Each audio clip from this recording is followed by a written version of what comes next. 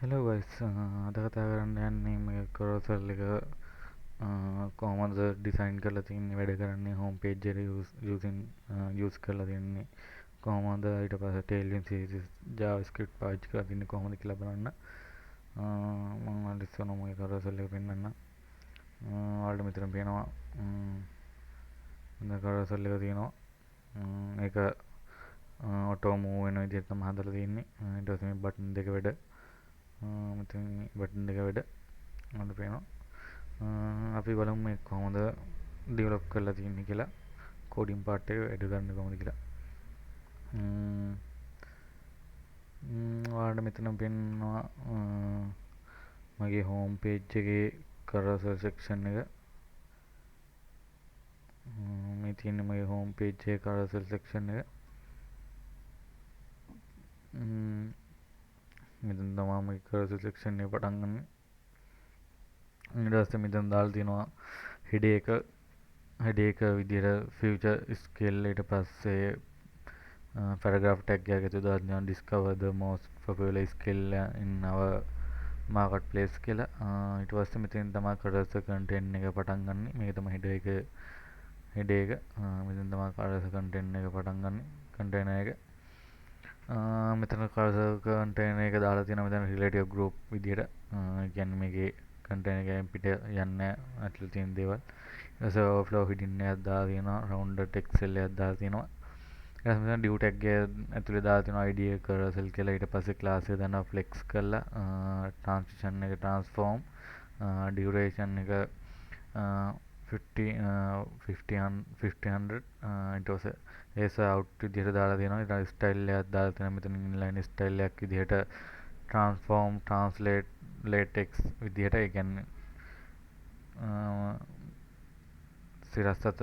තිරසතර තමයි මේක translate වෙන්නේ transform වෙන්නේ. මෙතනින් cursor item තමයි මේ තියෙන්නේ. මෙතන මගේ මේ div tag එකේ තියෙනවා learn python programming ඊට පස්සේ කියලා head එක h3 tag එක ඇතුලේ head එකක් දාලා තියෙනවා. ඊට පස්සේ paragraph tag එකක් ඇතුලේ master python with our expert ඒ ටික දාලා තියෙනවා. ඊට පස්සේ මෙතනින් price එක දාලා තියෙනවා. ඊට පස්සේ reviews කොච්චරද, ඊට පස්සේ ඒකේ stars ගන්න average කොච්චරද කියලා දාලා තියෙනවා.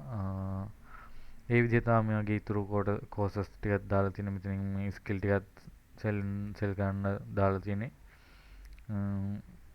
මම මේකේ ගත්තොත් එහෙම div tag එකේ class දාලා තියෙන cursor item කියලා. ඒ කියන්නේ cursor එකේ item එක විදිහට class එක දාලා තියෙනවා. ඊට පස්සේ flex link 0 විදිහට w width එක full විදිහටත් md එකේ ඒ කියන්නේ mobile device වල width එක 3/1 විදිහට දාලා තියෙනවා. padding එක 4ක් විදිහට.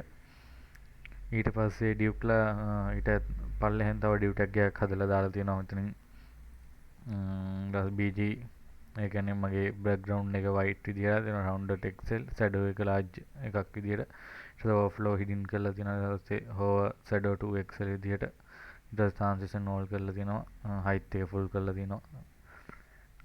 ඊට පස්සේ මෙතනින් image tag එක අපේ image එක පෙන්වන tag එක දාලා දෙනවා. මෙතන image එක මෙතනින් image එකේ තියෙන location එක ටික දාලා තියෙනවා. මෙතනින් src එක ඇතුළට. ඊට පස්සේ class එක විදිහට දානවා width එක full කරලා height එක 40 දීලා. ඊට පස්සේ object cover කියලා දාලා තියෙනවා cover වෙන්න. ඊට පස්සේ ඒක ඇතුළේ div tag එකේ තමයි මෙතනින් head එක, ඊට පස්සේ paragraph tag එක, ඊට පස්සේ prices, ඊට පස්සේ review area දාලා තින්නේ. මේ විදිහෙන් තමයි ඊටු ටිකත් හදලා තියෙන්නේ. වෙනස් වෙන්නේ UI head එක, ඊට පස්සේ paragraph, ඊට පස්සේ price, review ටික තමයි වෙනස් වෙන්නේ. මේකේ බටන් දෙක ගත්තොත් එහෙම දාලා තියෙන්නේ මේ විදිහට තමයි කෝඩ් කරලා තියෙන්නේ. බටන් දෙක හදලා තියෙන්නේ preview බටන් එක වගේම next බටන් එක. මම මෙතනින් on click එකක් දාලා තියෙනවා slide cursor ඒක ඇතුලේ parameter එකක් දාලා තියෙනවා මෙතනින් -1 විදිහට. ඊට පස්සේ මෙතනින් ඊළඟ next button එකෙත් slide cursor 1 කියලා විදිහට දාලා තියෙනවා. ඊට පස්සේ මෙතෙන් දාලා තියෙනවා මගේ යට ඉන්ඩිකේටර්ස් ටික ඉන්ඩිකේටර්ස් මම 4ක් භාවිතා කරලා තියෙනවා මෙතන ඩිසයින් එකට. ඒ ඉන්ඩිකේටර්ස් විදිහට ඔන් ක්ලික් එකක් දාලා තියෙනවා go to slide 0 go to slide 1 ඒ විදිහට ඉන්ඩිකේටර්ස් ටික හදලා තියෙනවා. ඊට පස්සේ මගේ කරසල් එක කොහොමද ෆන්ක්ෂන් වෙන්නේ කියලා බැලුවොත් එහෙනම් JavaScript කෝඩ් එක පැත්තට ගිහලා බලමු මේක කොහොමද ෆන්ක්ෂන් වෙන්නේ කියලා. මේ තියෙන කරසල් එකේ ෆන්ක්ෂන් පාර්ට් එක මෙතන ඉස්සරම වේරියබල් එකක් හදාගෙන තියෙනවා current slide කියලා 0 විදිහට දාන්න තියෙනවා. කියන්නේ 0 පොසිෂන් එකේ තමයි තියෙන්නේ. ඊට පස්සේ තව වේරියබල් එකක් හදලා තියෙනවා items per view කියලා. එන view කොච්චර ගණක් පෙන්වන්න ඕනද කියලා එක ස්ලයිඩ් එක ඊට පස්සේ ඉනවිට් කරලා තියෙනවා. මෙතනින් කැලිබ්‍රේෂන් පාර්ට් එකක් වැටලා තියෙනවා. ඊට පස්සේ මෙතෙන් තියෙනවා total items ගන්න කොච්චර total items තියෙන එක මෙතන 6ක් විදිහට මම දැන් දාලා තියෙන්නේ ඒ 6ක් විදිහට.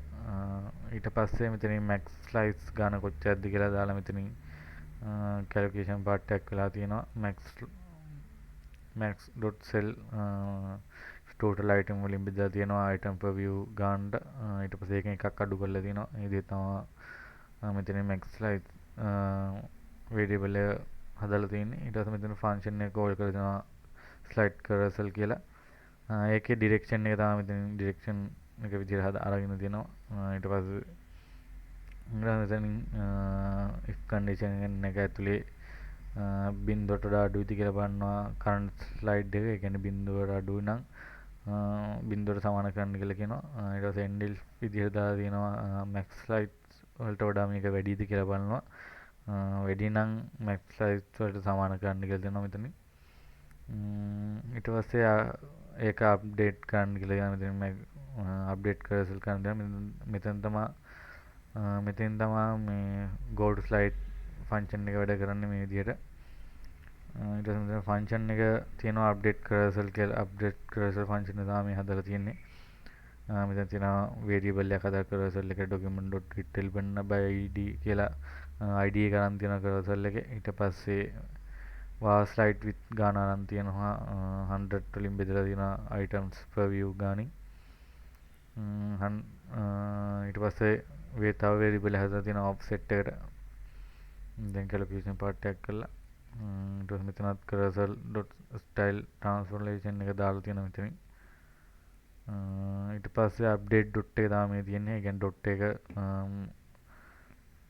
point එක update වෙන එක මේ විදිහට තමයි code කරලා තියෙන්නේ. ඊට පස්සේ තප්පර 5න් පහට මේ auto slide වෙන්න තමයි මේක හදලා තියෙන්නේ. මෙතන set interval එකක් දාලා තියෙනවා. ෆන්ක්ෂන් එකක් කෝල් කරලා තියෙනවා. මෙතන ටයිම් එක දාලා තියෙනවා තප්පර 5ක් කියලා. මිලිසෙකන්ඩ් 5000ක් විදිහට. මෙතෙන් තමයි handle responsive changes එක අපේ change වෙද්දී point එක update වෙන විදිහට. ඊට පස්සේ මෙතන update cursor එක දෙනවා. ඊට පස්සේ initially dot onload විදිහට මේ විදිහට දාලා දෙනවා. මෙතන photo tag එකකින් මේ විදිහට තමයි JavaScript එක හැදලා තියෙන්නේ cursor එකේ. අපි ඊළඟ වීඩියෝ එකෙන් හමු. Thank you.